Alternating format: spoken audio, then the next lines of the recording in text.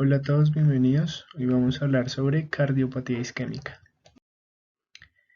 Entonces vamos a hablar sobre la definición y clasificación de la cardiopatía isquémica, sobre la fisiopatología, sobre los síndromes coronarios crónicos, así como los síndromes coronarios agudos y aquellos que son con elevación del ST y aquellos que son sin elevación del ST.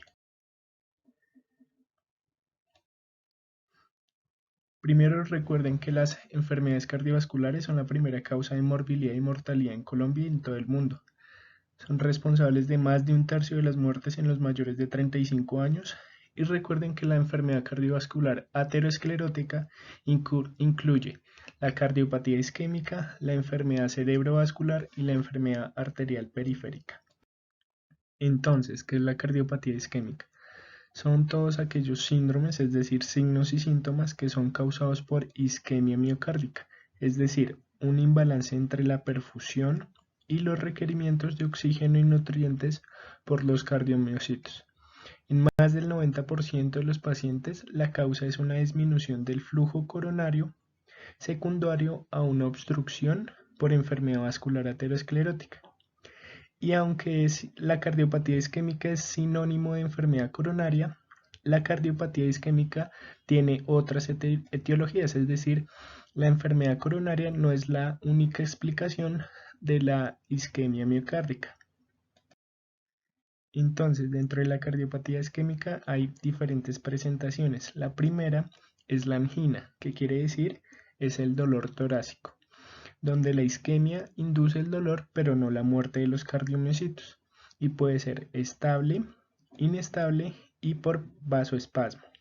La estable es cuando el dolor torácico es iniciado por el esfuerzo físico y la angina inestable es cuando inicia el dolor torácico en reposo. La segunda es el infarto de miocardio, donde la isquemia produce muerte de los cardiomiocitos, es decir, necrosis. La tercera es la cardiopatía isquémica crónica, donde esa angina se hace crónica y puede presentarse con o sin insuficiencia cardíaca.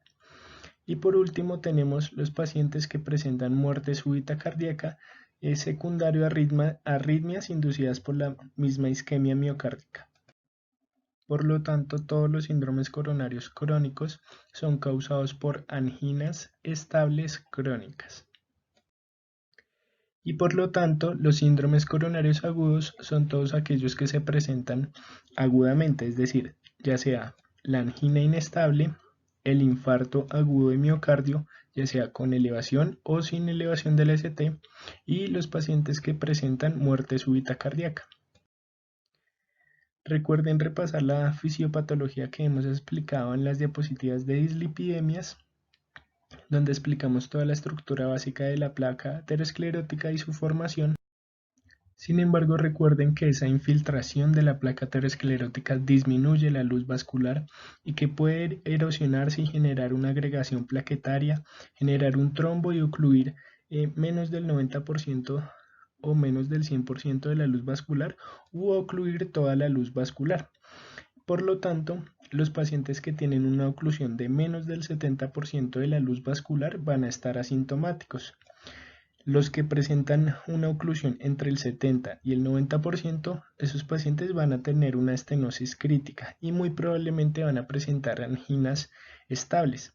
Pero en los pacientes que la oclusión es mayor del 90%, van a presentar una angina inestable, es decir, que van a tener dolor torácico en reposo. Iniciemos con los síndromes coronarios crónicos. En el año 2019 salió la guía de práctica clínica para el diagnóstico y manejo de los síndromes coronarios crónicos por la Sociedad Europea de Cardiología. Entonces recuerden que esa infiltración por esa placa aterosclerótica disminuye la luz vascular y eso va a generar los síntomas isquémicos en estos pacientes. Y vean que a medida que se interviene esta enfermedad a temprana edad o a un tiempo adecuado, la mortalidad y el riesgo de morir o de presentar un síndrome coronario agudo va a ser menor.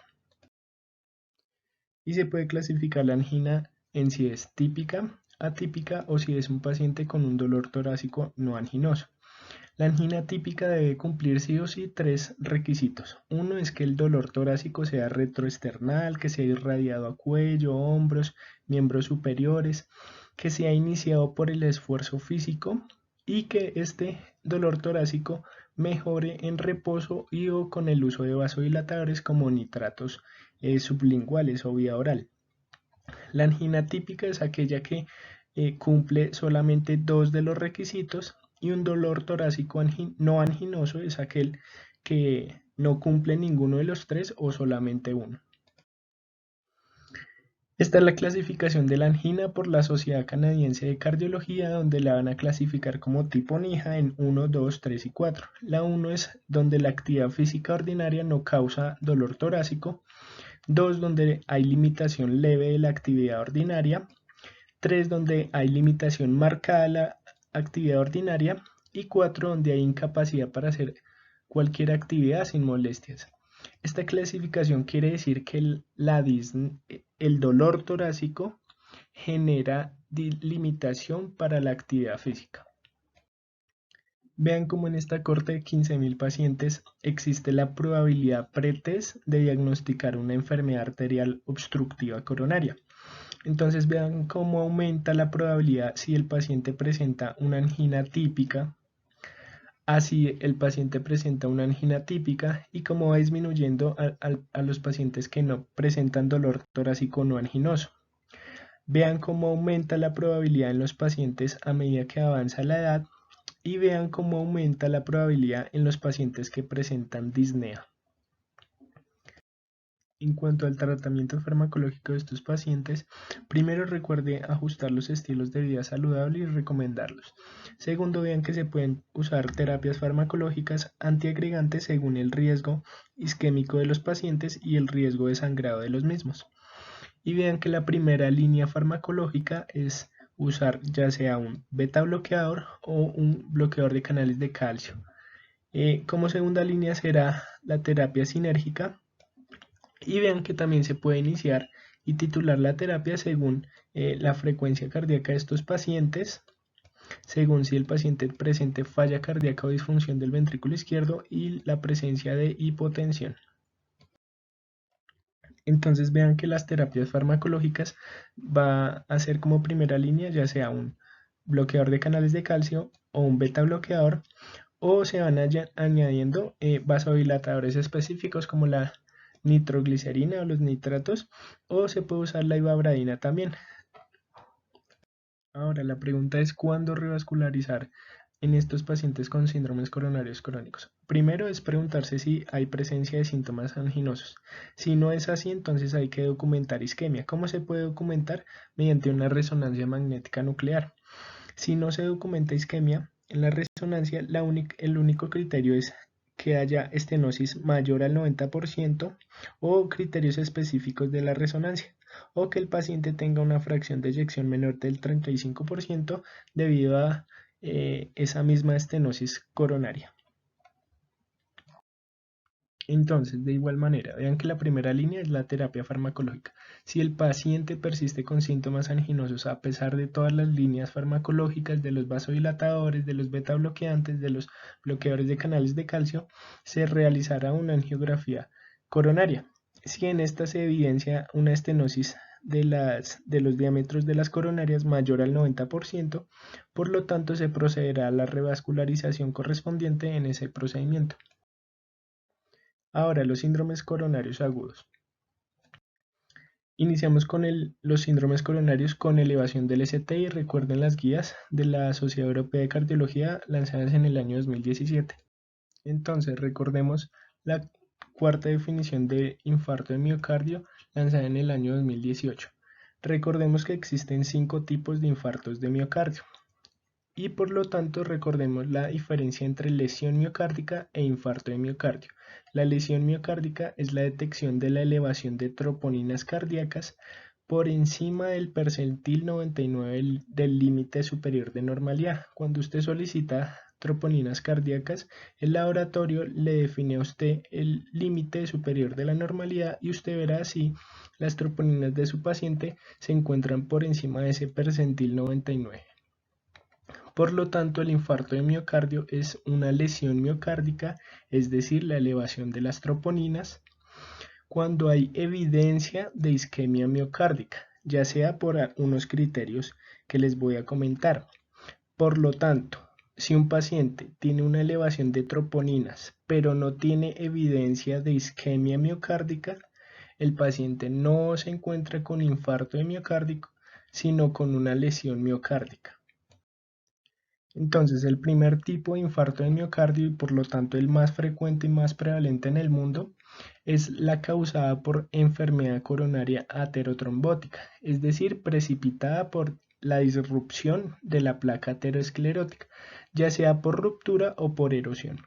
Por lo tanto, vean acá la arteria coronaria donde existe una disrupción o una ruptura de esa placa misma, se genera una agregación plaquetaria y existe una oclusión por la generación de un trombo con oclusión total y por lo tanto isquemia en esa área miocárdica.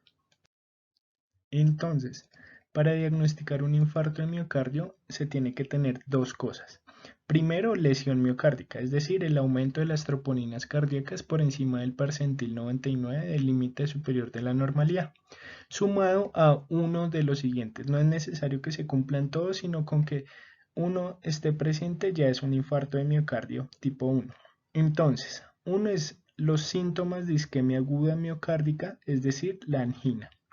Dos es que el paciente tenga nuevos cambios isquémicos en el electrocardiograma, es decir, la elevación del segmento ST o algunos equivalentes electrocardiográficos que ya explicaré. La presencia de ondas Q patológicas y una imagen que evidencia pérdida nueva de miocardio o anormalidad de la movilidad de la pared ventricular, ya sea por ecocardiograma transtorácico o por una resonancia magnética nuclear. Y por último, que el paciente se le observe un trombo coronario por angiografía. Es decir, esto quiere decir que en un paciente que tenga elevación de las troponinas y así no tenga síntomas, pero digamos tenga elevación del ST, es un infarto. Si el paciente tiene elevación de troponinas y no tiene ni síntomas, ni cambios en el electrocardiograma, pero por ejemplo en una ecocardiografía se le evidencia una quinesia total generalizada del ventrículo izquierdo, compatible con una arteria coronaria, es un infarto de miocardio. El infarto de miocardio tipo 2 es la isquemia miocárdica debido a una alteración entre la entrega de oxígeno y la demanda de oxígeno, pero esta no es debida a la disrupción o a la ruptura de la placa aterosclerótica, que puede generar una disminución en la entrega de oxígeno, por ejemplo un espasmo coronario, por ejemplo un hematoma intramural coronario que disminuye la luz sanguínea, por ejemplo un espasmo coronario con la consecuente isquemia, o por ejemplo una embolia coronaria, pero también la demanda aumentada de oxígeno, por ejemplo en una taquiarritmia, o por ejemplo la disminución de la entrega de oxígeno en un choque cardiogénico con hipotensión. ¿Cuáles son los criterios diagnósticos entonces del infarto tipo 2? Uno, la lesión miocárdica aguda, es decir, la elevación o la disminución de las troponinas. Dos, que se evidencie por clínica un imbalance entre el aporte de oxígeno y la demanda de oxígeno, pero que no sea relacionada con la aterotrombosis. Y por último, pues el criterio de ya sea síntomas isquémicos, la presencia de alteración electrocardiográfica, observar ondas Q patológicas, imagenología que evidencie pérdida nueva de miocardio o la normalidad de la movilidad de la pared ventricular en ecocardiograma o en resonancia magnética, o la presencia de trombo coronario en una angiografía. Entonces, dentro de los procesos que generan una reducción del aporte de sangre, se encuentran los espasmos coronarios, la embolia coronaria, la disfunción endotelial coronaria, la disección arterial de las coronarias, y dentro de los procesos que generan desequilibrio entre el aporte y la demanda, dentro de los que aumentan la demanda de oxígeno estarán las taquiarritmias supraventriculares o ventriculares, la hipertensión grave, es decir, las emergencias hipertensivas que causan síndromes coronarios agudos, y entre los que causan reducción del aporte estarán las bradiarritmias, la hipoxia grave, la anemia grave o la hipotensión grave. De igual manera, aquellos que generan una disminución del aporte de oxígeno, ya sea porque se disminuye la capacidad de transporte de oxígeno, por ejemplo en las anemias graves, por ejemplo por hipovolemia o por hemorragia, o las que son debidas a insuficiencias respiratorias agudas, ya sea insuficiencia respiratoria hipoxémica o con hipercapnia, la hipotensión, las bradiarritmias y aquellas que aumentan la demanda de oxígeno, en las taquiarritmias y la hipertensión. Por lo tanto, todo paciente que llegue con síntomas isquémicos miocárdicos y que ustedes solicitan las troponinas, siempre deben buscar todas estas causas que pueden estar explicando la isquemia miocárdica. Esta es la incidencia del infarto de miocardio tipo 2 y vean como en varios reportes, en algunos estudios la incidencia puede ser tan alta como hasta el 70% de todos los pacientes que presentan un infarto agudo de miocardio.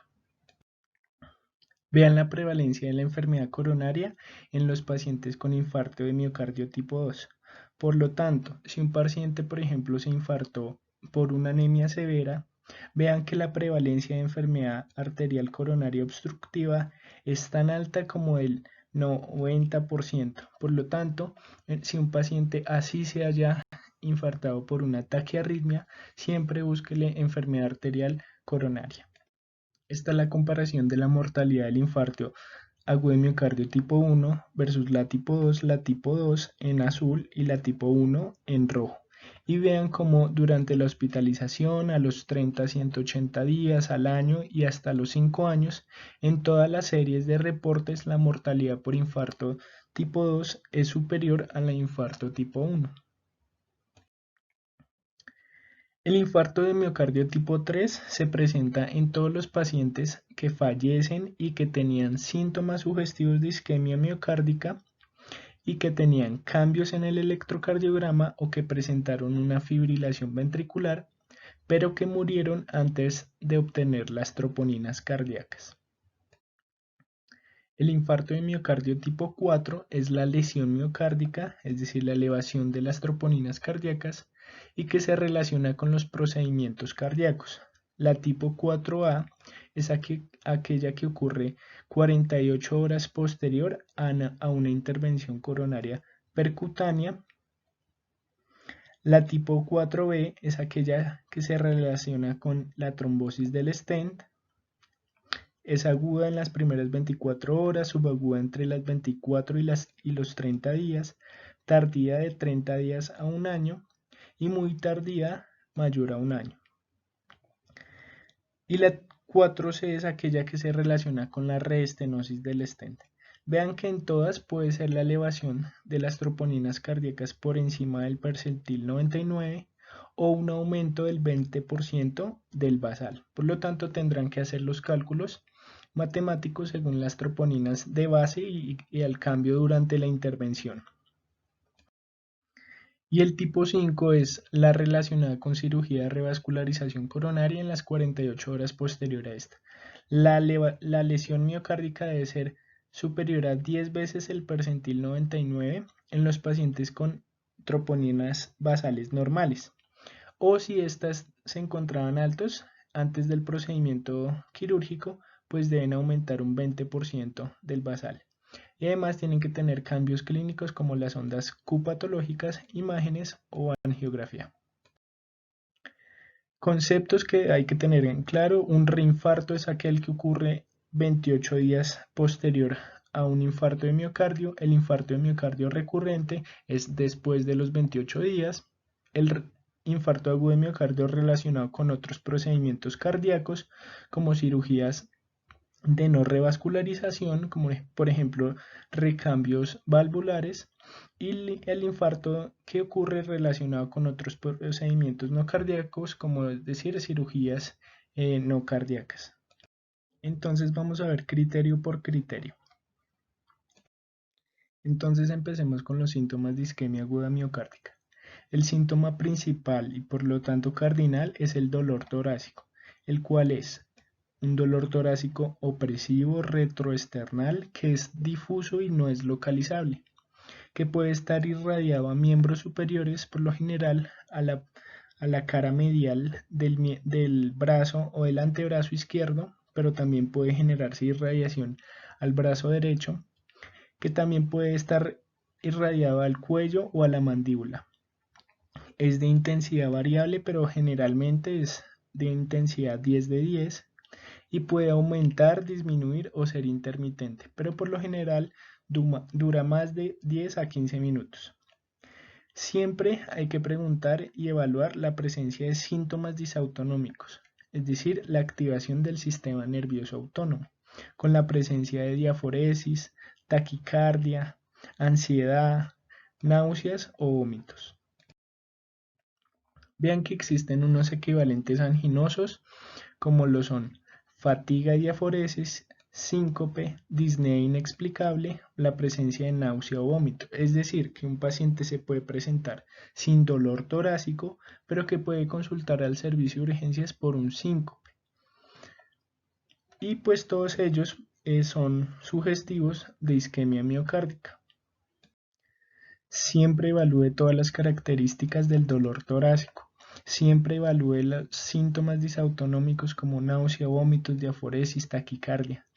Siempre pregunte por síntomas de falla cardíaca, como la disnea, la ortopnea, la endopnea. Siempre pregunte factores de riesgo cardiovascular. Siempre pregunte antecedentes de enfermedad coronaria en la familia o personales. Y siempre evalúe las comorbilidades. Al examen físico, como todo en medicina, evalúe el ABCDE. Pregúntese si el paciente tiene signos de choque cardiogénico, si tiene signos de falla cardíaca, si tiene signos de insuficiencia respiratoria, si el paciente tiene signos de arritmias cardíacas o complicaciones del infarto agudo de miocardio, o si tiene signos de comorbilidades y si se encuentran exacerbadas. Siempre evalúe el signo de Levine, es decir, la colocación de la mano en el centro del tórax.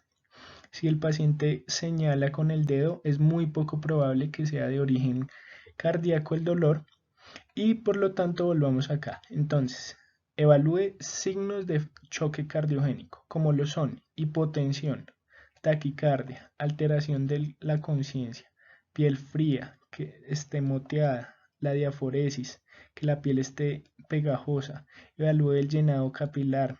Evalúe si el paciente presenta oliguria o anuria. Y evalúe si existe hiperlactatemia. Todos estos indicando hipoperfusión sistémica y por lo tanto un probable choque cardiogénico. Pero también evalúe si el paciente presenta palpitaciones o soplos, evaluando arritmias cardíacas o complicaciones mecánicas y también signos de choque cardiogénico como los signos de congestión, como ingurgitación yugular, crepitos bivasales, el tercer ruido y edema periféricos. Evalúe siempre todas las causas posibles y el diagnóstico diferencial del dolor torácico en urgencias. Evalúe y sepa que existen causas cardiovasculares como las no cardiovasculares. Entre las primeras cardiovasculares, pues obviamente el síndrome coronario agudo, pero también la causa del dolor torácico puede ser una pericarditis aguda o un derrame pericárdico, puede ser una miocarditis aguda, puede ser una crisis hipertensiva, puede ser una cardiomiopatía de Takotsubo, pueden ser taquiarritmias, cardiomiopatías hipertróficas, estenosis aórticas y enfermedades valvulares, insuficiencia cardíaca aguda, síndromes aórticos agudos ya sea por disección o hematomas intramurales, tromboembolismo pulmonar y contusiones cardíacas. Y entre las no cardiovasculares, las causas gastrointestinales como el espasmo esofágico, la esofagitis, el reflujo gastroesofágico, el síndrome de Tietze, que es la costocondritis, neumonías, derrames pleurales, neumotórax, enfermedad ulcerosa péptica, colecistitis, pancreatitis, tromboembolismo pulmonar, hipertensión pulmonar severa, trauma torácico, daño de los discos o de las vértebras en la región cervical o torácica, herpes zóster, o si el paciente puede ser, o el dolor torácico puede ser causado psicogénicamente. Entonces, ¿usted qué le va a buscar al electrocardiograma de estos pacientes? Uno es la elevación del punto J, es decir, la elevación del segmento ST, en dos derivaciones contiguas o más. Y pues en todas las derivaciones debe estar por encima de 1 milímetro, excepto en B2 y B3, donde en los hombres mayores de 40 años debe estar elevada a más de 2 milímetros. Y en los hombres menores de 40 años debe estar elevada más de 2.5 milímetros. Y en las mujeres, independiente de la edad, debe estar por encima de 1.5 milímetros. La otra es la depresión del segmento ST y los cambios en la onda T. En cuanto a la depresión del segmento ST, debe ser mayor a 0.5 milímetros y la inversión de la onda T debe ser mayor a 1 milímetro con una relación de la onda R y la onda S mayor a 1. Recuerde la nueva terminología de las paredes del corazón. Antes se denominaba la pared posterior, pero ahora ya no se utiliza este término. Ahora existen las paredes inferiores, laterales e inferolaterales. La pared inferior es aquella que comprende la cara inferior del corazón, es decir, la correspondiente al ventrículo derecho, ya sea en la región basal, en la región medial o en la región apical. La cara lateral, pues su nombre lo dice, en la pared lateral de los ventrículos en toda su porción y la pared inferolateral, que compromete pues la inferior y la lateral.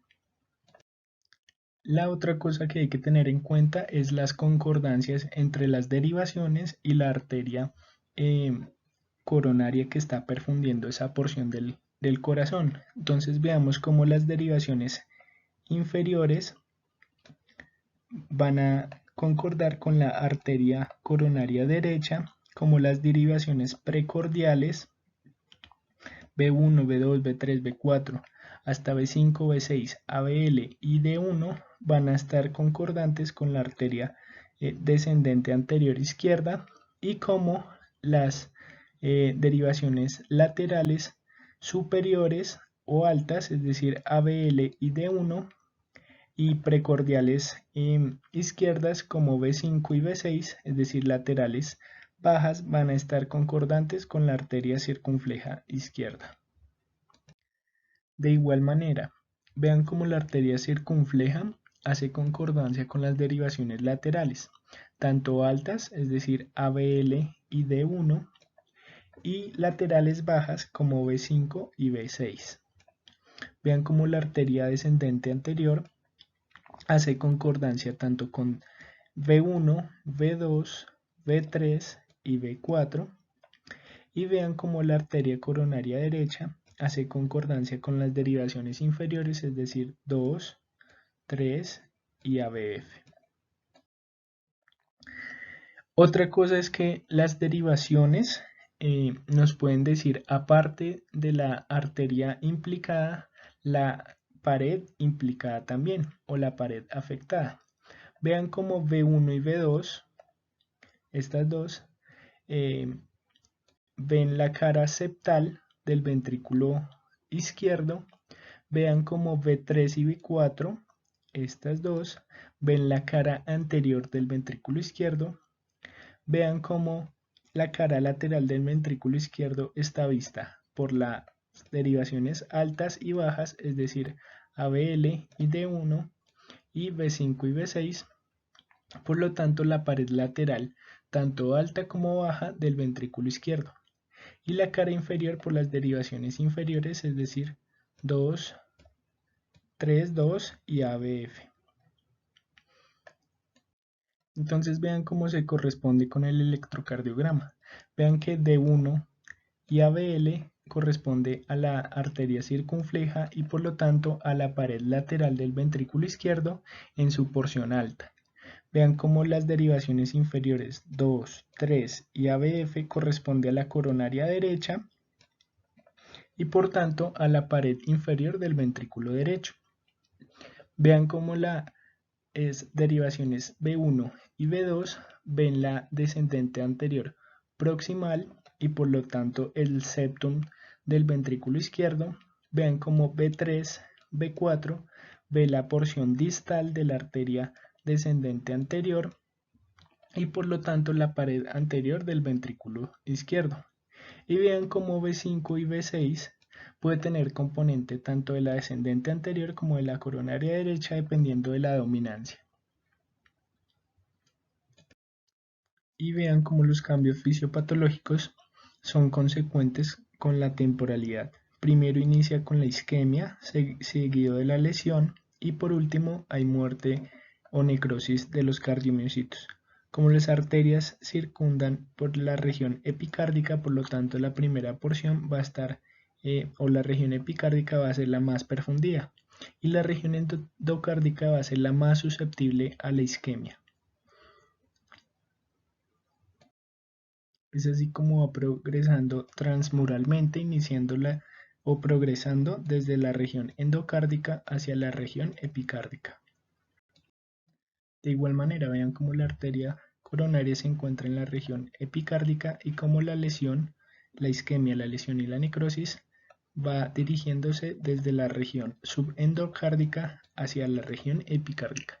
Y es por esto que los cambios electrocardiográficos van a ser consecuentes con las áreas que indican isquemia, primero de la región subendocárdica, seguido por la región epicárdica. Luego lesión de la región subendocárdica, seguido de lesión de la región subepicárdica. Y por último, la necrosis transmural. A esto me refería. Primero existe el cambio de la isquemia, es decir, una alteración de la onda T. La isquemia subendocárdica va a ser una T hiperaguda, picuda, simétrica, que en algunas ocasiones va a superar la onda R. La isquemia subepicárdica va a ser todo lo contrario, una inversión o una depresión de la onda T, seguido de la lesión miocárdica, y esta va a ser la alteración en el segmento ST.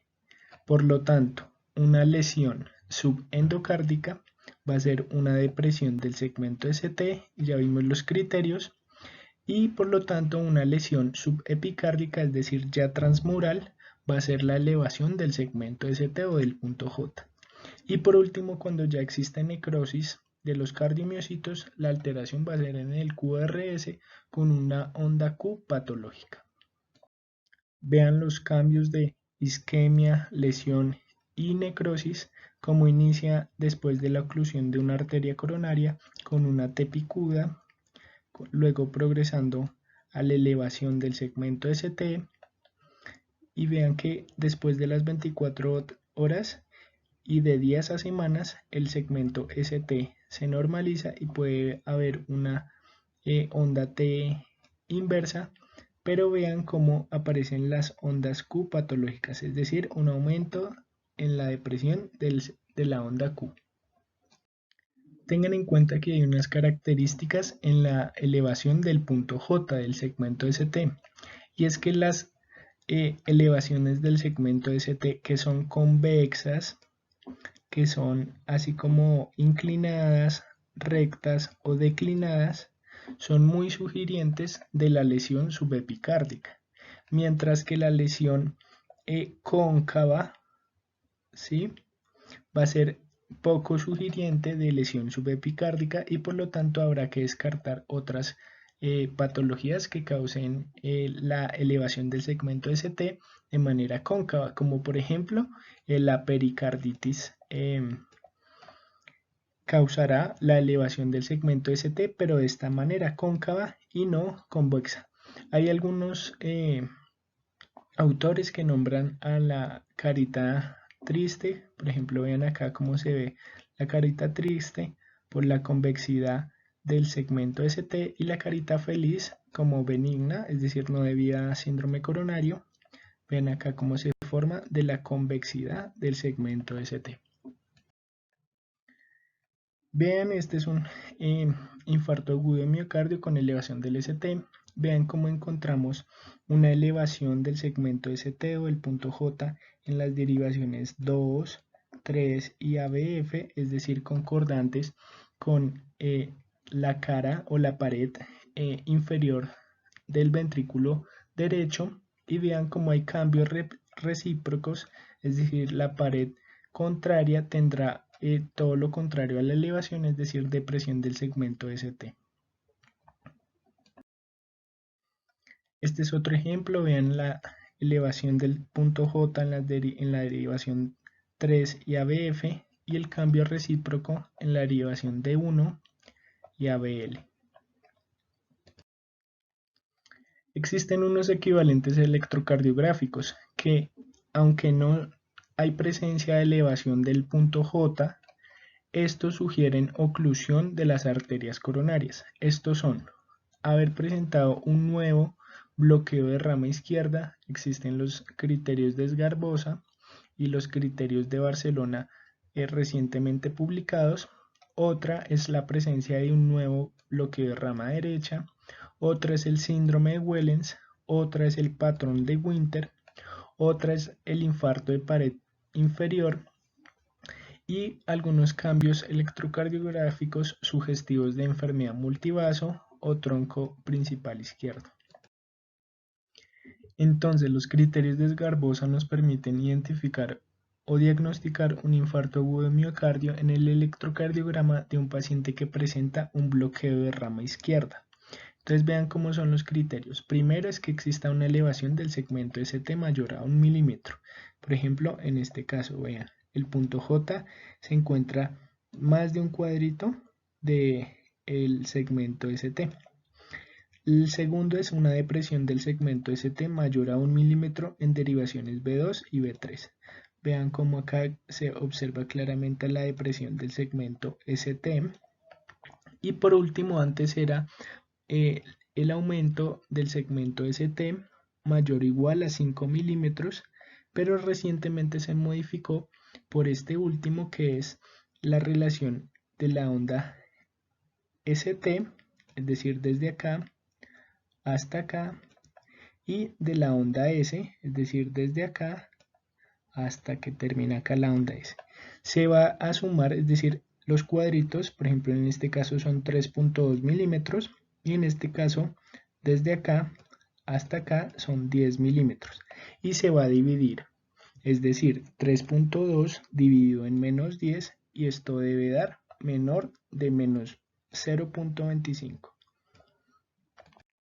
Recientemente se publicaron los criterios o el algoritmo de Barcelona para diagnosticar infarto de miocardio en pacientes con bloqueo de rama izquierda. Entonces los criterios son, ya sea una depresión o una elevación del segmento ST mayor o igual a 1 milímetro, pero siempre y cuando sea concordante con la dirección del QRS. Es decir, por ejemplo, si en este electrocardiograma, donde el QRS es negativo, pero el segmento ST es positivo, por lo tanto no concordaría, porque tiene que ser que la elevación del segmento ST sea concordante con la polaridad del QRS, es decir, acá el QRS es positivo y la elevación del segmento ST es positiva, por lo tanto este aplicaría, pero este no. Otro ejemplo, en la depresión del segmento ST. Por ejemplo, si acá vean que el QRS es negativo y vean que la depresión del segmento ST es negativa, por lo tanto este aplicaría. Pero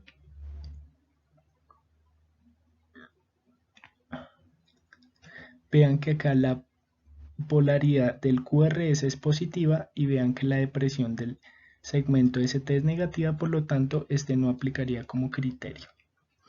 La otra opción es que exista una desviación del segmento ST mayor o igual a 1 milímetro, pero que sea discordante con la polaridad del complejo QRS, siempre y cuando la relación entre la R y la S sea menor o igual a 6 milímetros. Por ejemplo, vean cómo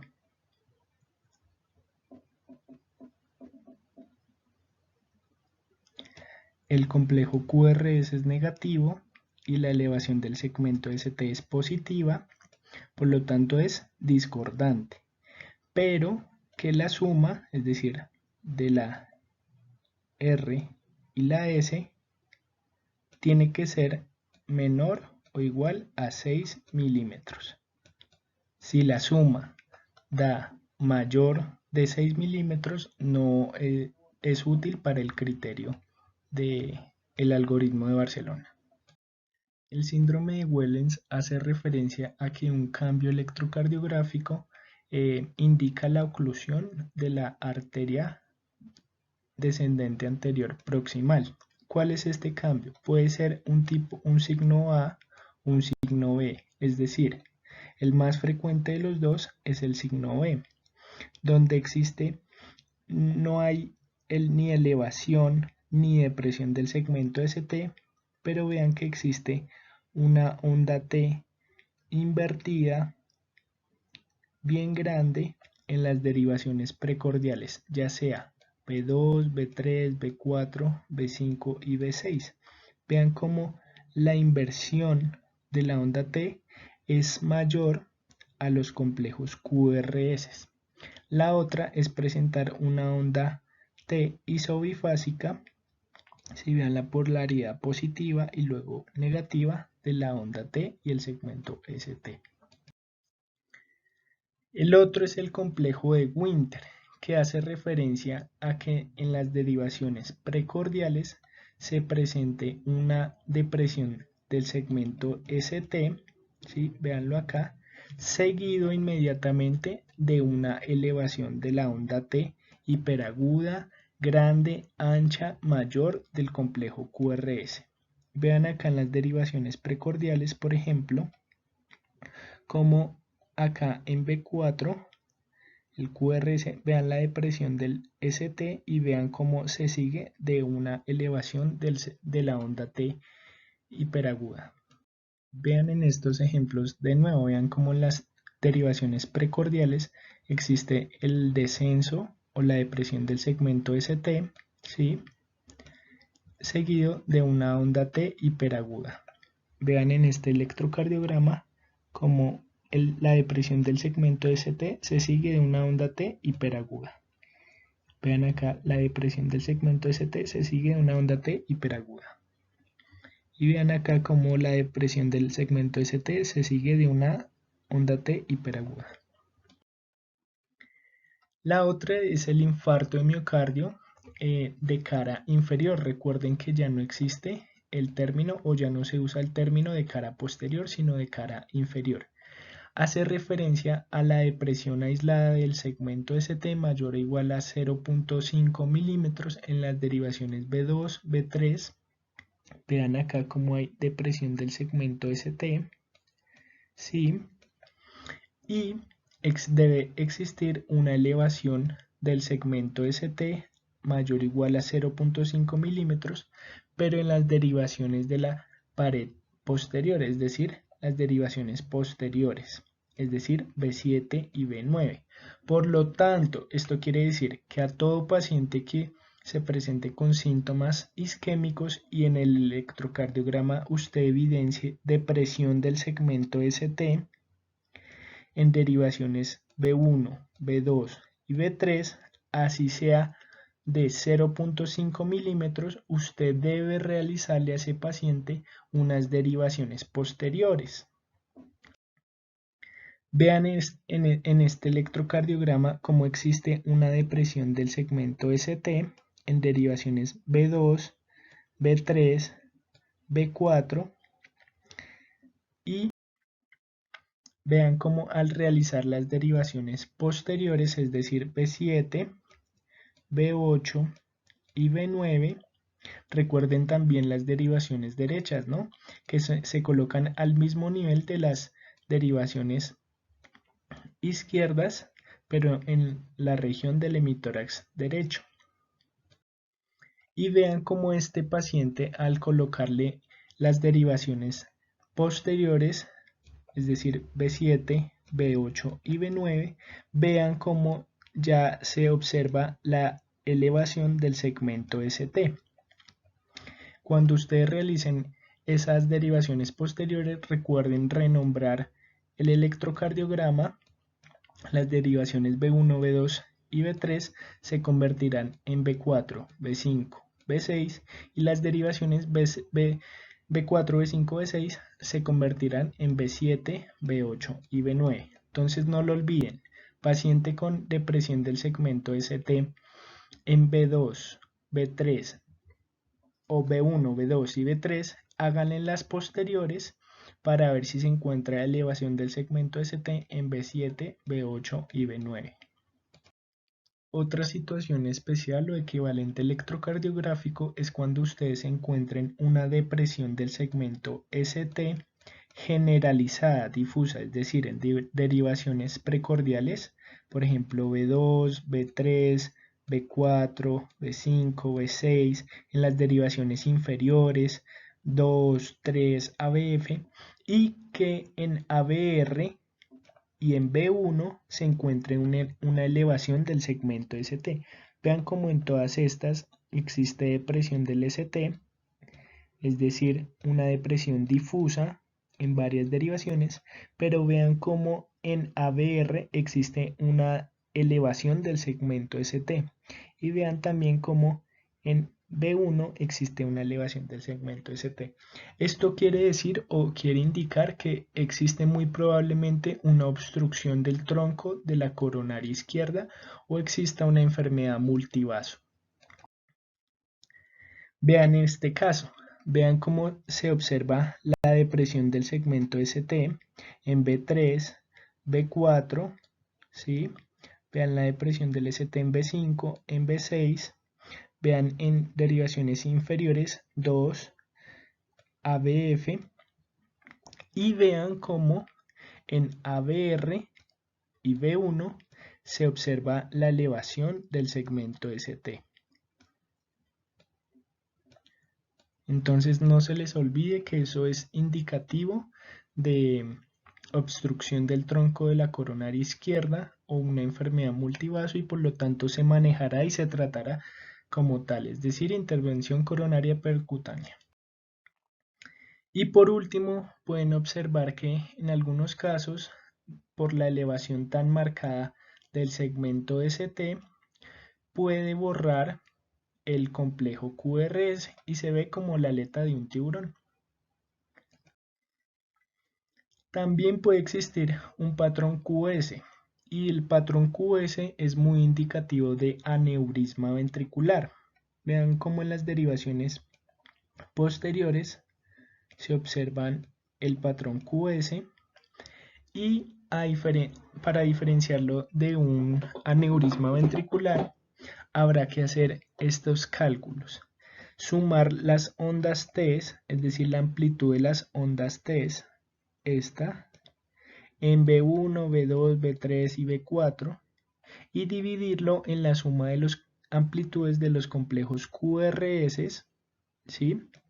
Es decir, estos en igualmente B1, B2, B3, B4. Si la división da por encima de 0.22, eso indica que es un infarto agudo de miocardio. Si les da pereza o no da este valor en B2, B3, B4, B5, B1, B2, B3, B4, pueden hacer la suma ya sea en cualquiera de ellas, ¿sí? Y si la división, da mayor o igual a 0.36, eso es indicativo de un infarto agudo de miocardio. Les recomiendo este artículo para que repasen los diagnósticos diferenciales y otras alteraciones electrocardiográficas en otros compromisos diferentes al infarto de miocardio, como por ejemplo la pericarditis, la repolarización temprana, los bloqueos de rama, la hipercalemia. y sus diferencias con los cambios electrocardiográficos de isquemia miocárdica. Estos son los criterios electrocardiográficos para las ondas Q patológicas, donde cualquier onda Q en las derivaciones B2 y B3 debe ser mayor a 0.02 segundos o se deben observar un complejo QS como el que vimos en la diapositiva anterior en las derivaciones B2 y B3, o la presencia de ondas Q mayor o igual a 0.03 segundos y el aumento de mayor o igual a 1 milímetro en la profundidad de esta misma onda, o la presencia de complejos QS en derivaciones de 1, 2, ABL, ABF o B4 y B6. La última es una onda R mayor o igual a 0.04 segundos en B1, B2 con una relación RS mayor o igual a 1.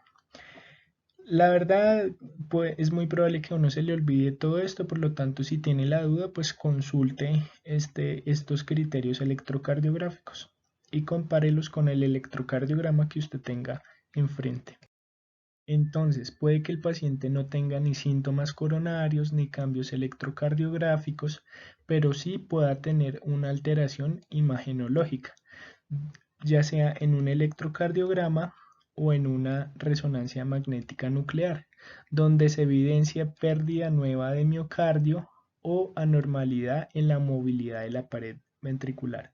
La pérdida nueva de miocardio se observará en las resonancias magnéticas y la normalidad de la movilidad de la pared ventricular se observará pues en las ecocardiogramas, donde se puede ver tanto aquinesia como hipoquinesia localizada o generalizada, o la presencia de trombos intramurales indicando complicaciones o aneurismas ventriculares. Pero pues todo eso ya será del servicio de cardiología. Y por último, puede que los pacientes se presenten elevación de las troponinas y que no tengan ni cambios ni síntomas de isquemia miocárdica, ni cambios electrocardiográficos, ni cambios en imágenes, pero sí se le puede observar por alta sospecha clínica en una angiografía la presencia de un trombo coronario. Por lo tanto, a todos los pacientes que lleguen con la clínica sugiriente y tengan factores de riesgo, se debe realizar un electrocardiograma de 12 derivaciones en los primeros 10 minutos a todos y se debe monitorizar por lo tanto los biomarcadores, es decir, solicitar troponinas cardíacas, evaluar el perfil lipídico, un hemograma completo, tiempos de coagulación, electrolitos, función renal y glicemia, pues todo evaluando el manejo integral y la evaluación clínica integral de los pacientes. ¿Qué clasificaciones de riesgo realizar? Se ha utilizado mucho el score de TIMI y el score de Grace, el score de Killip y últimamente ha tomado mucha fuerza el score de Hart para el riesgo de mortalidad en los pacientes que se presentan por síndrome coronario agudo. Sin embargo, estas escalas de acá son también para evaluar el riesgo de hemorragia y estas dos para evaluar el riesgo de hemorragia en los pacientes que se inicia terapia antiplaquetaria para evaluar el riesgo o la duración de la terapia antiagregante. Entonces este es el score de riesgo TIMI, donde con la presencia de 3 o más factores de riesgo, ya sea por edad mayor de 65 años, uso de aspirina en los últimos 7 días, enfermedad cardiovascular conocida, marcadores cardíacos elevados, desviación del segmento ST mayor a 0,5 milímetros o una estenosis coronaria mayor a 50% en angiografía, indican que el paciente tiene un riesgo alto de eventos cardiovasculares o mortalidad. Vean cómo la sumatoria asigna un porcentaje de muerte, reinfarto o isquemia recurrente, pero a los 14 días. Y se identifica en bajo, intermedio, alto. Por lo tanto, acordarse que un puntaje mayor a 5 será un riesgo alto y un puntaje mayor o igual a 3 será un riesgo intermedio. Este es el score de riesgo Grace. Es realizar y vean que tiene datos desde la edad, frecuencia cardíaca, tensión arterial sistólica, función renal, el KILIP a la entrada y otros como si se presentó un paro cardiorrespiratorio al ingreso, si hay presencia de elevaciones de troponinas o la desviación del segmento ST. Y esta clasificación o este score nos va a permitir clasificar dos riesgos. Uno es la muerte intrahospitalaria y dos es muerte después del alta hasta los 6 meses. Aprenderse que existe un riesgo alto por encima de un puntaje de 140 para muerte intrahospitalaria y muerte a los 6 meses del alta será alto después de un puntaje de 118 puntos. Este es el score de riesgo de sangrado Crusade para que lo tengan en cuenta. Y este es el score de riesgo HART, que es muy asequible y da unos valores de probabilidad de riesgo de eventos cardiovasculares mayores a 6 semanas de presentado el evento coronario o el dolor torácico en urgencias. Y vean cómo la historia, el electrocardiograma, la edad y los factores de riesgo y las troponinas sumarán unos puntajes y por encima de 7 será un puntaje de riesgo alto y por debajo de 3 o menor o igual a 3 será un riesgo bajo. Vean cómo los valores de troponina cardíaca al superar el percentil 99 del límite superior de la normalidad en la fase aguda se encontrarán aumentados y vean que pueden continuar aumentados a medida que transcurre el tiempo. Esto en un síndrome coronario agudo, como un infarto agudo de miocardio, pero vean que en los pacientes con síndrome coronario crónico o lesión coronaria crónica, los valores de troponina cardíaca se mantendrán en el tiempo por encima del límite superior de normalidad.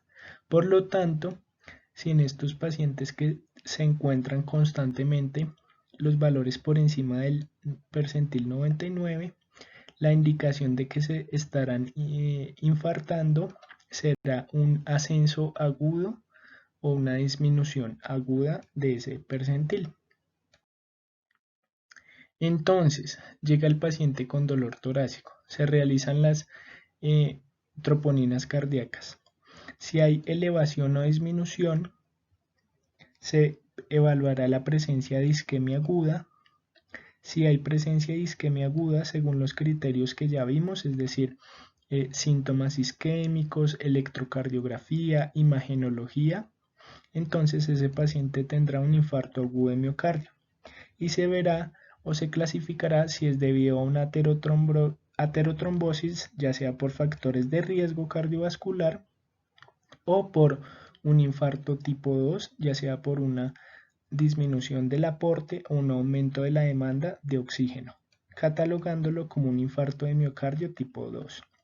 Si el paciente no tiene síntomas o evidencia de isquemia aguda, ya sea porque no tiene síntomas de isquemia, no tiene cambios electrocardiográficos o no tiene imagenología, entonces ese paciente tendrá una lesión miocárdica aguda y hay que evaluar qué causas de lesión miocárdica aguda sin isquemia habrá, como por ejemplo falla cardíaca aguda, miocarditis o contusiones cardíacas. Y si el paciente tiene unos niveles de troponina estables, pues corresponderá a una lesión miocárdica crónica. Entonces, este algoritmo para la sospecha de síndrome coronario agudo cuando un paciente se presenta al servicio de urgencias con dolor torácico agudo. Entonces, lo que le dicen a uno es, realice una buena historia clínica, evalúe el examen clínico, realice un electrocardiograma en los primeros 10 minutos y tome troponinas cardíacas. Y por último, realice el score de HART.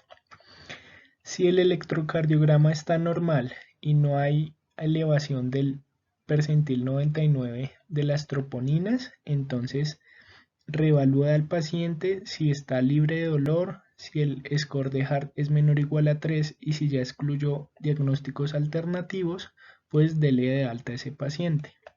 2. Si el electrocardiograma es normal y tampoco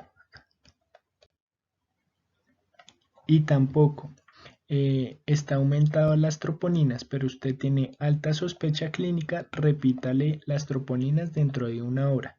Al igual que si usted tiene un paciente con un electrocardiograma con depresión del segmento ST o depresión de la onda T y o un aumento de las troponinas cardíacas mayor o igual al percentil 99 del límite superior de normalidad.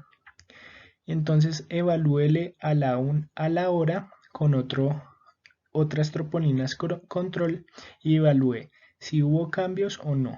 Si no hubo cambios, y de nuevo reevalúa al paciente si está libre de dolor, si el score es menor o igual a 3 y si ya excluyó, dele de alta. Pero si hubo cambio en las troponinas en esa hora, considere observar, tomar un ecocardiograma transtorácico y evaluar troponinas en 3 horas de nuevo. Pero si hubo un cambio significativo de las troponinas cardíacas, pues entonces ya será sugiriente de un paciente con isquemia miocárdica y por lo tanto será tratado con estrategias invasivas como intervención coronaria percutánea.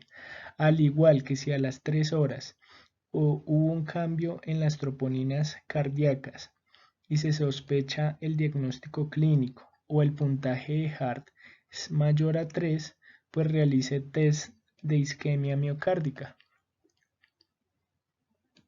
Ahora iniciamos el tratamiento del infarto agudo de miocardio con elevación del ST. El manejo inicialmente de lo de soporte, es decir, evalúe la vía aérea, la buena ventilación, la circulación, el estado neurológico.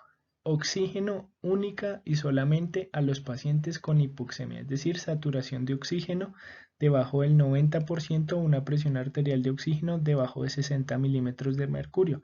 Ya no se hace como antes que el tratamiento se les iniciaba a todos los pacientes con oxigenoterapia.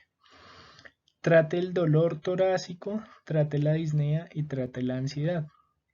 ¿Con qué se trata el dolor? No con AINES, por el riesgo cardiovascular y la fisiopatología de los AINES, sino con opioides.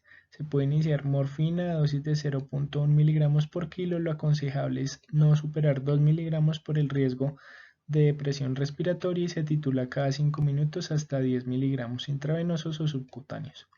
Y se puede calmar la ansiedad con benzodiazepinas, por ejemplo, diazepam 2 miligramos intramuscular. Por lo general esto no se utiliza porque el dolor y la ansiedad calman con la administración o la reperfusión miocárdica, y hay algunos estudios que indican que los opioides como la morfina o el fentanil disminuyen las concentraciones séricas y por lo tanto la efectividad de algunos antiagregantes como el ticagrelor.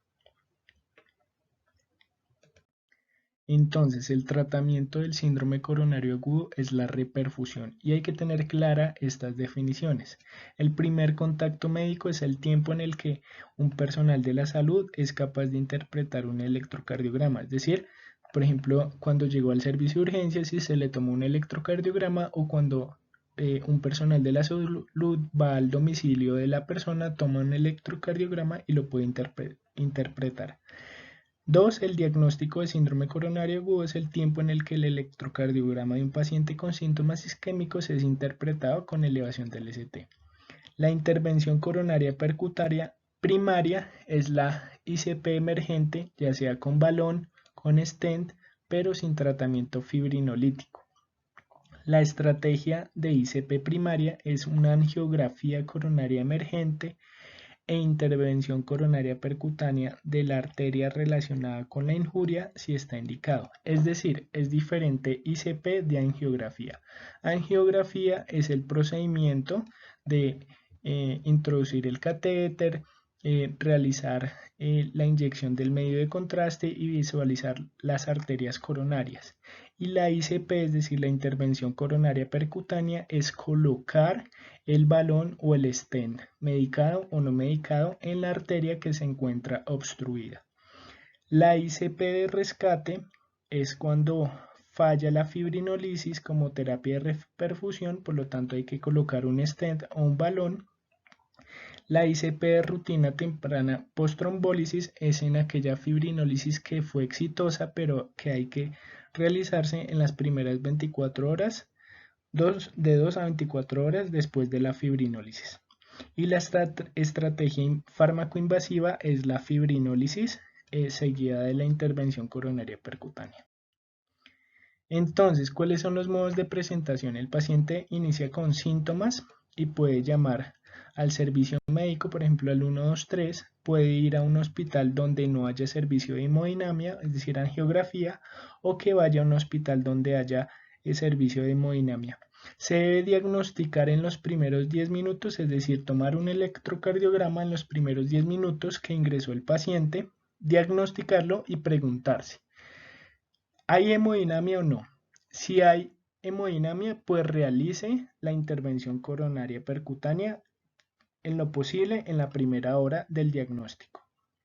Si no hay disponibilidad de hemodinamia, pregunte si el paciente se encuentra a más o menos de 2 horas de un centro con hemodinamia. Si el paciente se encuentra a menos de 2 horas, pues remítalo y se reprofundirá con una intervención coronaria percutánea en lo posible en los primeros 90 minutos de esa remisión.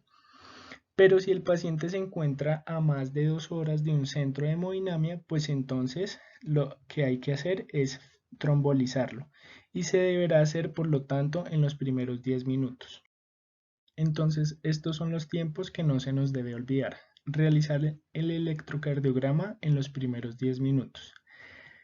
Desde el tiempo de diagnóstico a la ICP primaria debe ser menor a 2 horas. El tiempo del diagnóstico a la ICP primaria en hospital con hemodinamia pues deberá realizarse en los primeros 60 minutos.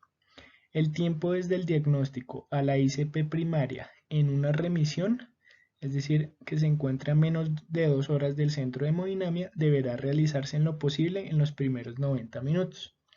El tiempo del diagnóstico a realizar la trombolisis debe ser en los primeros 10 minutos.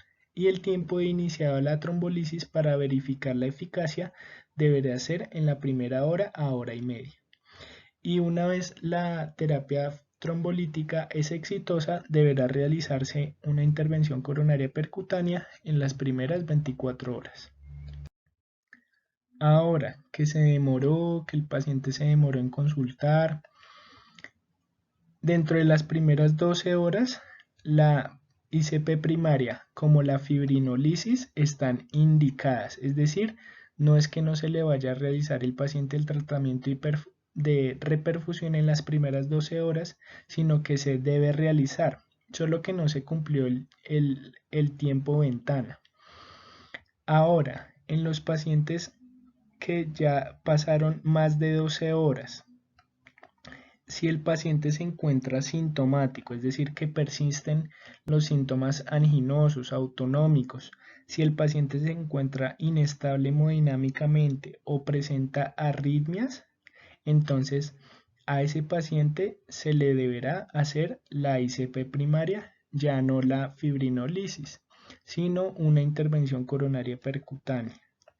Pero si el paciente lleva más de 48 horas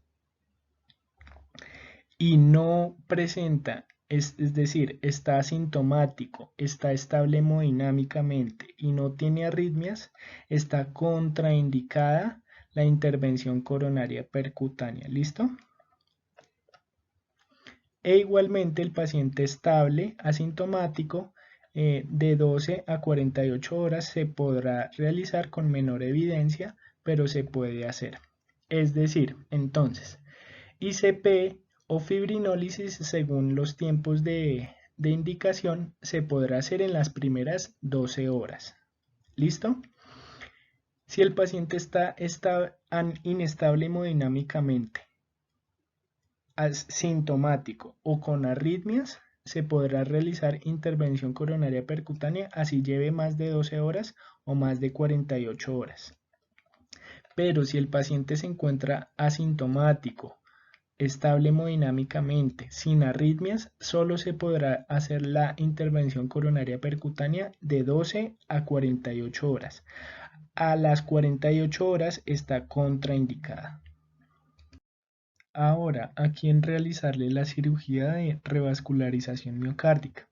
A los pacientes con diabetes mellitus, aquellos pacientes con FEBIS reducida, aquellos pacientes con contraindicación para la terapia plaquetaria, antiplaquetaria dual, aquellos pacientes que tienen reestenosis difusas y recurrentes de los stents coronarios, aquellos pacientes con enfermedad multivaso y que tengan un score de syntax mayor o igual a 23, aquellos pacientes con que se les realizaron intervención coronaria percutánea y que tuvieron una revascularización incompleta, aquellos pacientes con lesiones arteriales coronarias calcificadas severas que limitan la expansión con el stent, o aquellos pacientes que tengan una indicación de cirugía cardíaca.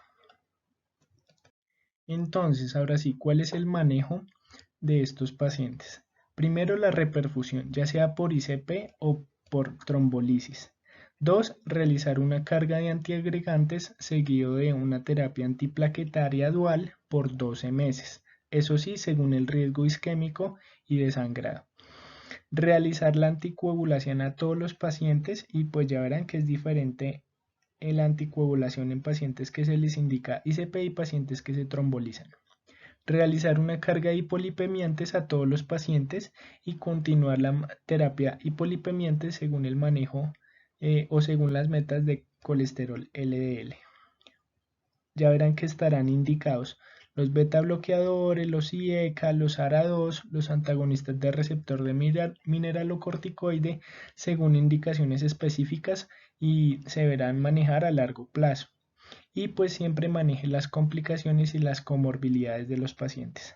Entonces recuerde monitorizar electrocardiográficamente por las primeras 24 horas a los pacientes, remitir a UCI o unidades de cuidados coronarios mínimo 24 horas, hospitalizar mínimo 24 a 48 horas más en piso una vez alta en unidad de cuidado intensivo, unidad de cuidados coronarios y dar la alta médica a las 48 a 72 horas, pero en pacientes seleccionados como pacientes menores de 70 años, con FEI mayor al 45%, que tengan enfermedad coronaria de 1 a 2 vasos, que hayan tenido una intervención coronaria percutánea exitosa y que no existan arritmias.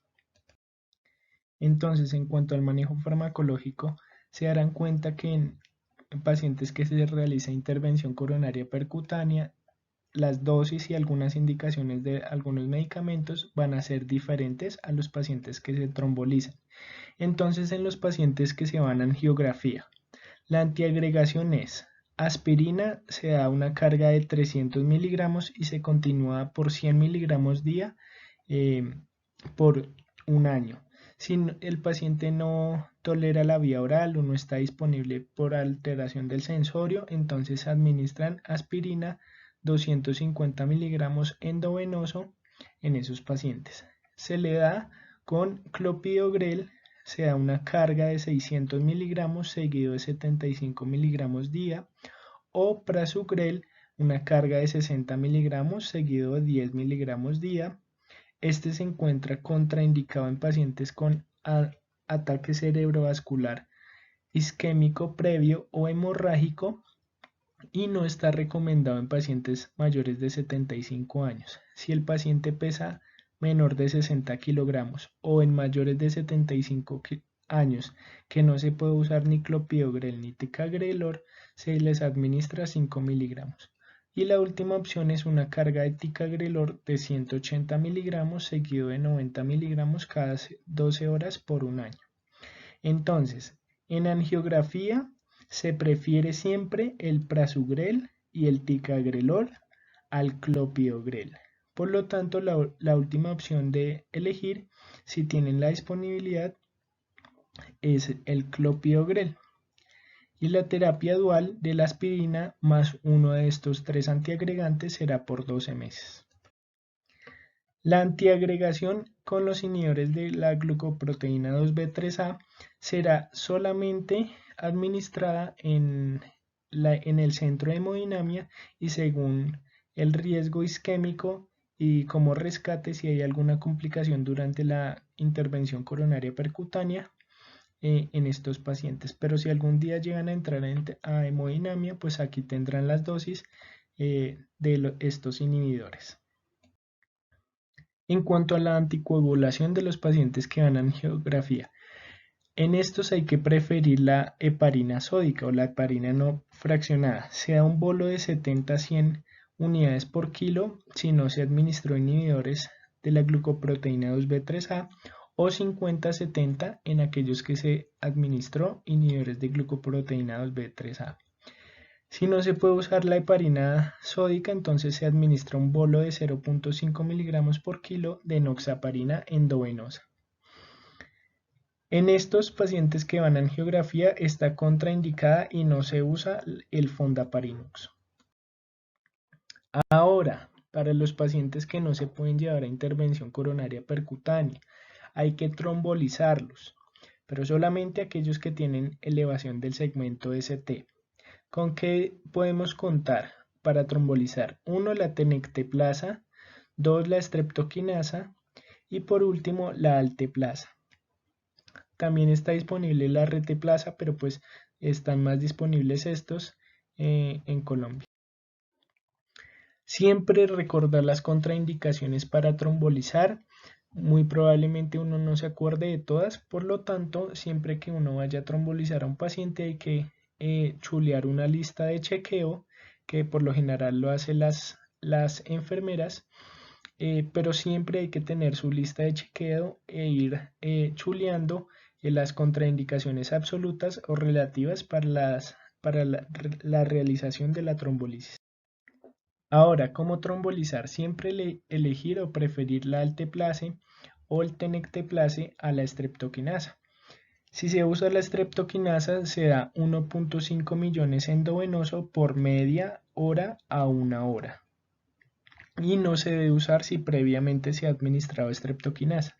Si se elige usar la alteplase, se da un bolo de 15 miligramos endovenoso, se continúa con una infusión de 0.75 miligramos por kilo, máximo 50 miligramos por media hora, seguido de una infusión de 0.5 miligramos por kilo, máximo 35 miligramos por 1 hora. Y con eso se realiza la trombolisis con alteplase. Ahora, si se eligió el tenecteplase, entonces se da un bolo único y se da según el peso del paciente.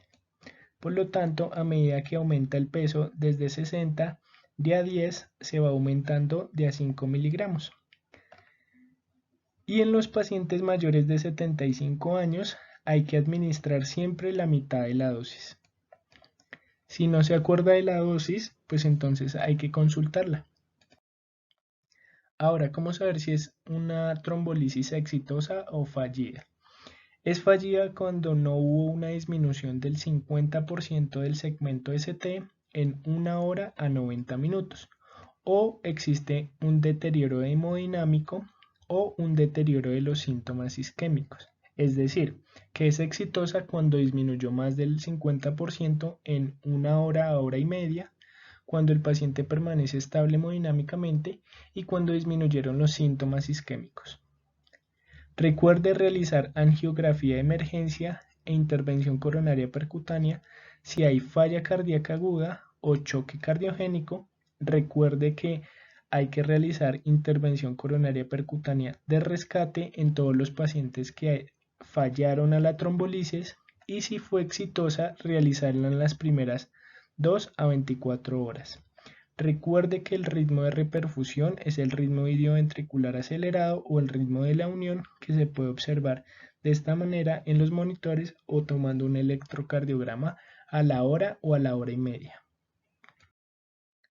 Vean cómo este EKG antes de trombolizarse se evidencia la elevación del segmento ST, y vean cómo después de trombolizar a la hora de trombolizado disminuyó el segmento ST más del 50%.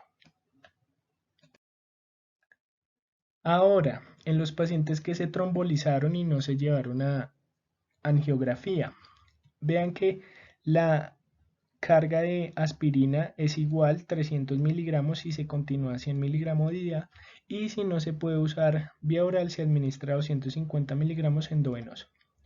Pero vean la diferencia con la angiografía. En la angiografía, los de elección para acompañar a la aspirina es el prasugrel y el ticagrelor. Pero en los pacientes que se trombolizan siempre hay que escoger y elegir el clopidogrel.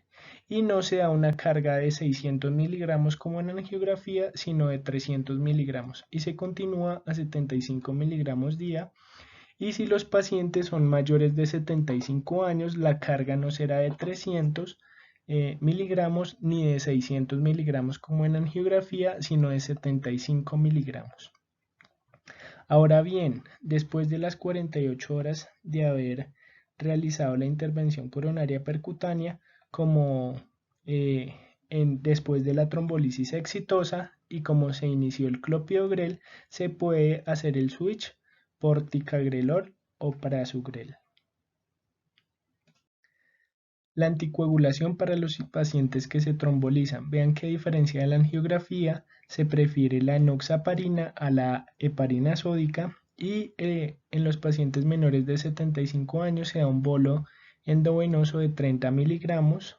A los 15 minutos se continúa la anticoagulación plena con la enoxaparina, es decir, 1 miligramo por kilo cada 12 horas subcutáneo. Y que en las primeras dos dosis, es decir, la suma de este bolo endovenoso de 30 miligramos y el miligramo por kilo subcutáneo, no superen 100 miligramos en esas dos primeras inyecciones. En mayores de 75 años no hay que dar el bolo de 30 miligramos endovenoso y se inicia a una dosis de 0.75 miligramos por kilo subcutáneo cada 12 horas. En los pacientes menores con tasa de filtración glomerular menor de 30 se administra cada 24 horas la enoxaparina.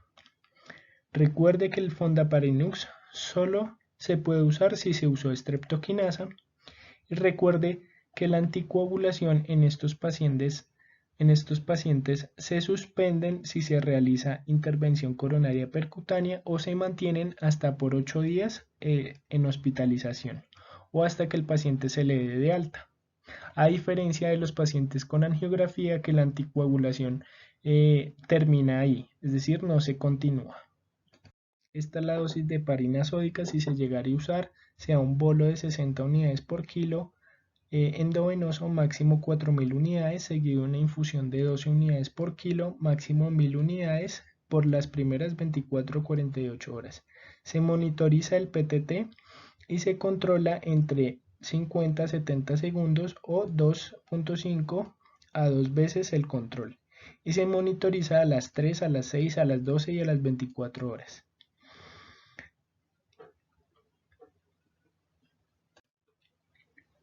En este caso no es HNF, sino es fondaparinux. Si se llegara a utilizar, sea un bolo de 2.5 miligramos endovenoso seguido de 2.5 miligramos cada 12 horas subcutáneo, máximo 8 días. Estas son las dosis de los anticoagulantes y los antiagregantes en pacientes con enfermedad renal crónica para que usted la consulte y ajuste las dosis. Entonces, a todos los pacientes además se debe iniciar la terapia hipolipemiante, sea una carga alta de estatinas de alta intensidad, ya sea con rosuvastatina 40 miligramos vía oral o atorvastatina 80 miligramos vía oral, y se continúa rosuvastatina de 20 a 40 días o atorvastatina de 40 a 80 días, a 80 cada día. Recuerde que en los pacientes mayores de 75 años no se da la carga alta, sino por ejemplo rosuvastatina de 20 miligramos o atorvastatina de 40 miligramos vía oral, y hay que mantener a largo plazo. Recuerde que todo paciente hospitalizado por un síndrome coronario agudo, de por sí ya se categoriza como un muy alto riesgo cardiovascular. Por lo tanto, la meta de colesterol LDL será menor a 70 miligramos por decilitro. Ahora bien, aquel paciente que presentó un síndrome coronario agudo, a pesar de tener un colesterol menor a 70, es un riesgo extremo y la meta de colesterol será menor a 55. Pero si tiene un síndrome coronario agudo y aparte, ya sea tiene diabetes o enfermedad renal crónica estadio 3 o 4 o falla cardíaca, entonces la meta será menor a 55.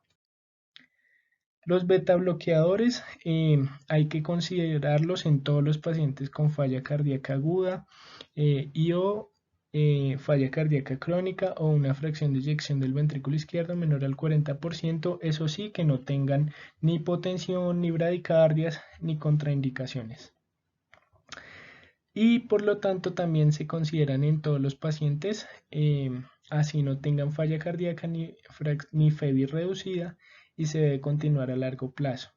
Sin embargo, la Sociedad Colombiana de Cardiología y el Ministerio de Salud recomiendan no realizar la administración a todos los pacientes que no tengan falla cardíaca o FEBI reducida de los beta bloqueadores, por lo que todavía queda por un tema por decidir.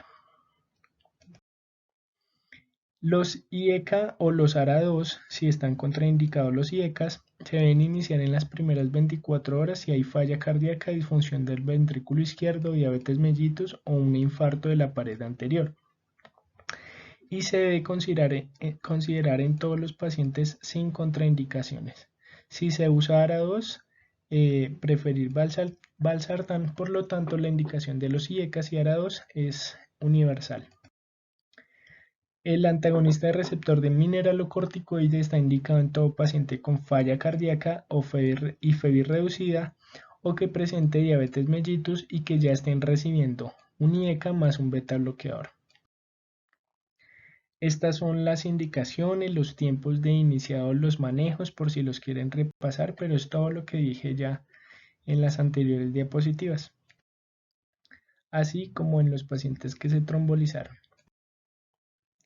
Estas son las escalas Precise DAPT o DAPT para que usted realice el score de riesgo de hemorragia y calcule en estas páginas cuánto tiempo le va a dejar de terapia antiagregante dual en los pacientes según el riesgo isquémico o según el riesgo de sangrado. Estas son las indicaciones de manejo antitrombótico en pacientes con fibrilación auricular después de una intervención coronaria percutánea. Vea que en pacientes con alto riesgo isquémico, la terapia triple será hasta un mes. Se continuará terapia doble con clopidogrel o ticagrelor más el anticoagulante por 12 meses.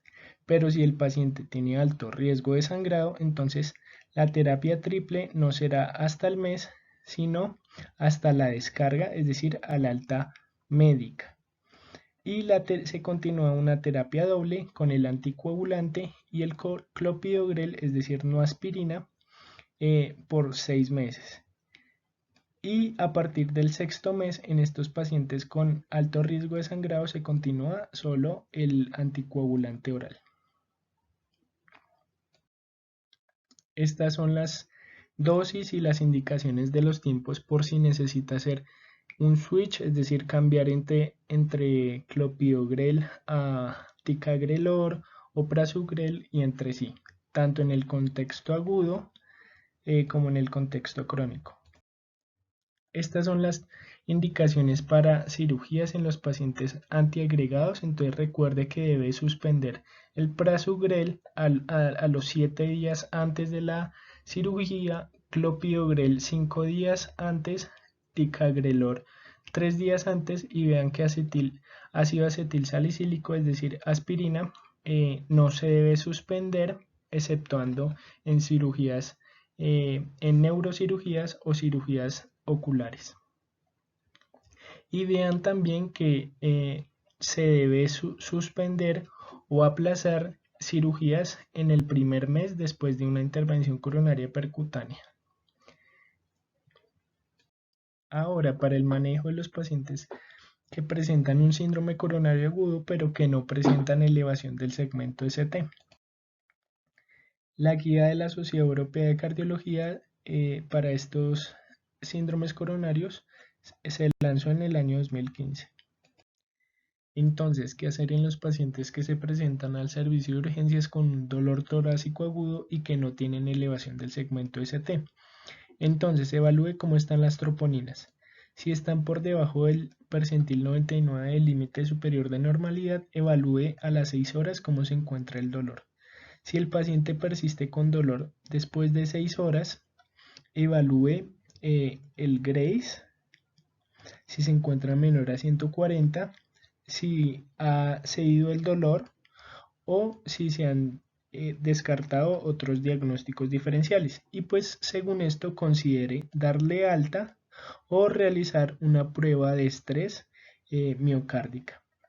Ahora, si el paciente tiene dolor menos de 6 horas o el paciente tiene una elevación de troponinas cardíacas por encima del percentil 99, repítalo a las 3 horas las troponinas.